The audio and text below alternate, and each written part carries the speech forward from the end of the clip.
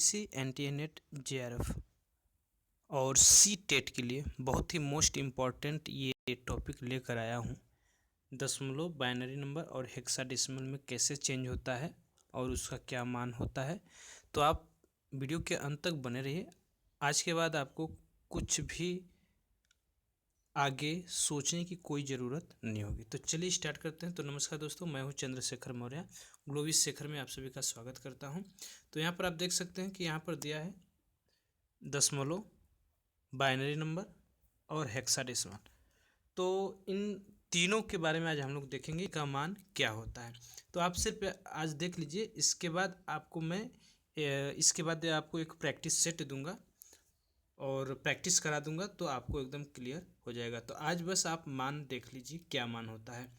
तो यहाँ पर आप देख सकते हैं कि जीरो जो दशमलव है, अच्छा इसको, ये जो दशमलव है वो ज़ीरो है और बाइनरी नंबर भी ज़ीरो होता है और हेक्साडेसिमल भी ज़ीरो होता है। इसका मान तीनों सदैव समान होते हैं। अगर दशमलव का मान 1 है तो बाइनरी का जो मान होता है वह 0 1 हो जाता है या 0001 हो जाता है बाइनरी में, राइट।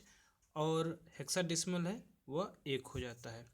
उसी तरह जो डेसिमल है वो आपका 2 है तो बाइनरी आपका 0010 हो जाता है और इसका मान हेक्साडेसिमल में 2 ही रहता है।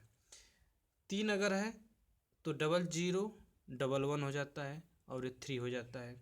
अगर 4 है तो 0100 और हेक्साडेसिमल में 4 हो जाता है। डेसिमल में अगर 5 है तो बाइनरी में 0101 हो जाता है और हेक्साडेसिमल में 5 ही रहता है। 6 अगर डेसिमल में है तो 0110 ये हो जाता है बाइनरी में और 6 हो जाता है हेक्साडेसिमल में। 7 अगर डेसिमल में है तो बाइनरी में 0111 हो जाता है और हेक्साडेसिमल में 7 हो जाता है। अगर 8 है तो बाइनरी में 1000 हो जाता है और हेक्साडेसिमल में 8 रहता है। अगर 9 है तो डेसिमल बाइनरी में हो जाएगा 1001 और हेक्साडेसिमल में 9 हो जाएगा। अगर 10 है तो डेसिमल 10 ही रहेगा और बाइनरी जो होगा वो 10 हो जाएगा और हेक्साडेसिमल ये हो जाएगा। ये ध्यान दीजिएगा, हेक्साडेसिमल में 9 के बाद जो होते हैं वो 10 नहीं होता है बल्कि वो अल्फ़ाबेट में हो जाते हैं, वो भी कैपिटल में। ध्यान रखिएगा हमेशा कैपिटल में। ये प्रीवियस ईयर का क्वेश्चन भी है, इसे आप PYQ भी कर सकते हैं, राइट। नेक्स्ट है 11 अगर डेसिमल में है तो 10 11 आपका बाइनरी हो जाएगा और B यानी 11, इसका मतलब हो जाता है 11 यानी 11, राइट, 11 हो जाता है। 12 है तो ये हो जाता है आपका 1100 और ये हो जाता है C। अगर ये 13 है तो ये 1101 और ये D हो जाता है। अगर ये 14 है तो 1110 और ये E हो जाता है। अगर ये 15 है तो ये 4 अगेन 1 और ये F हो जाता है, राइट।